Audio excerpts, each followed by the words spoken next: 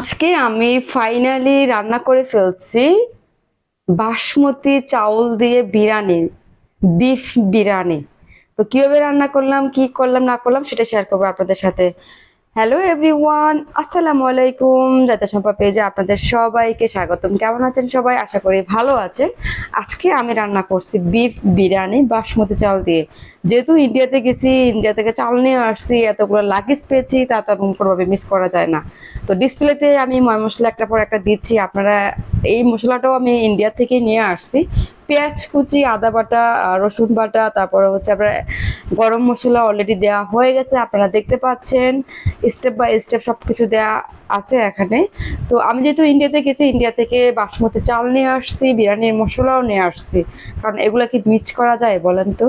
কখনোই না। তো আমি যেহেতু প্লেনের টিকিট আর লাগেজও আমার বেশি, অবশ্যই তো আমি এটা মিস করতে পারি না। তো তার জন্য আমি সবকিছু ময় মশলা ওখান থেকে নিয়ে আসছি। বাংলাদেশ থেকে এখন শুধু বিফ কিনে আমি এখন বিরিয়ানি রান্নার জন্য প্রস্তুত করতেছি। তো আপনাদেরকে আমি বলে রাখি, এটা কিন্তু আমার ফার্স্ট টাইম বিরিয়ানি রান্না করা, এবং এটা খুবই মজা হয়েছে। যারা খেয়েছে তারা প্রত্যেকেই রিভিউ দিছে। এখন আমি ইন্ডিয়া থেকে আনা বিরিয়ানির মশলা অ্যাড করে দিচ্ছি। যেহেতু ওখানে লেখা আছে 250 মিলি চাউলের সাথে হাফ চামচ মশলা অ্যাড করার জন্য। যেহেতু আমি প্রায় 1.5 কেজি মাটন নেওয়া আছে, আর চাল নিব যেহেতু আমি তিন তিন পা, যেটাকে বলে 1.5 কেজি। তো সেই পরিমাণ আমি 2 চামচ মশলা অ্যাড করে দিছি। একের পর একটু হলুদ অ্যাড করে দিছি, একের পর এক মরিচ অ্যাড করে দিছি, যাতে মাংসের একটু কালার চলে আসে। তো সবকিছু পর্যায়ক্রমে আমি অ্যাড করে দিচ্ছি। এখন দিয়ে দিব আপনার হচ্ছে তেল। পর্যায়ক্রম সবকিছু দিয়ে জাস্ট আমি একটু ম্যারিনেট করে রাখবো মাংসটাকে, লাইকলি 2-3 ঘন্টা। 2-3 ঘন্টা না, 2 ঘন্টার জন্য আমি এটা রেখে দিব। কারণ হচ্ছে যতটা বেশি ম্যারিনেট করে রাখা যায়, স্বাদটা তত বেশি ভালো আসে। তো যেহেতু আমি ফার্স্ট টাইম রান্না করতেছি, আসলে আমি বুঝতেছি না কিভাবে করব না করব, তার জন্য আসলে আপনাদের সাথে শেয়ার করতেছি। এখন দিয়ে দিলাম টক দই। টক দইটা আমি সাথে দিয়ে দিব, যাতে আপনার গ্রান প্লাস হচ্ছে কালারটা সুন্দর আসে।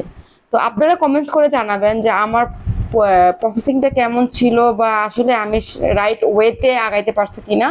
যেহেতু আমি ফার্স্ট টাইম রান্না করতেছি, আমার রান্নার প্রতি সত্যিকার অর্থে কোনো আইডিয়া নাই। অন্যান্য রান্না আমি অনেকবার ট্রাই করছি, but biryani first time. As a first time হিসেবে আমার রান্না কেমন হয়েছে সেটা আমি আপনাদের সাথে শেয়ার করব। তো অলরেডি আমি সবকিছু একের পর এক ম্যারিনেট করে ফেলছি। আপনারা দেখতে পাচ্ছেন আমার প্রত্যেকটা মশলা এখানে অ্যাড করা হয়ে গেছে, এবং কত সুন্দর কালার চলে আসছে। তো এই মাংসটা এখন আমি রেখে দিব 2 ঘন্টার জন্য, এবং 2 ঘন্টা পরে আমি আবার আপনার হচ্ছে রান্না করে ফেলবো। আর রান্না করা আসলে তেমন কোনো কঠিন কাজ না। ইচ্ছা শক্তি যদি ভালো থাকে, আপনিও আপনারা নিজের থেকেও রান্না করতে পারেন। রান্নাটা মুখ্য বিষয় না। তো আমি এখন আমার রান্নাটা কেমন হয়েছে আপনারা কমেন্টস করে জানাবেন। যারা খেয়েছে তারা প্রত্যেকে আমার রান্নার অনেক প্রশংসা করছে। তো সবাই ভালো থাকবেন, সুস্থ থাকবেন। আবারও দেখা হবে অন্য এক ভিডিওতে। আল্লাহ হাফেজ।